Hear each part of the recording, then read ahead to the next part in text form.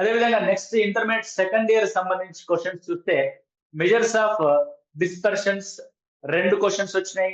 Complex numbers నుంచి 3 questions వచ్చినాయి. Quadratic expressions and theory of equations నుంచి 3 క్వశ్చన్స్ వచ్చినాయి. Permutations and combinations. Okay. So permutations and combinations నుంచి 2 questions వచ్చినాయి. Binomial theorem నుంచి 3 క్వశ్చన్స్ వచ్చాయి. ప్రాబబిలిటీ నుంచి 3 క్వశ్చన్స్ వచ్చాయి. ఓకే. సో ఇప్పుడు మనం ఆల్రెడీ ఫంక్షన్స్ అనే టాపిక్ మన ఇంటర్మీడియట్ సిలబస్ లో కంప్లీట్ చేస్తున్నాం.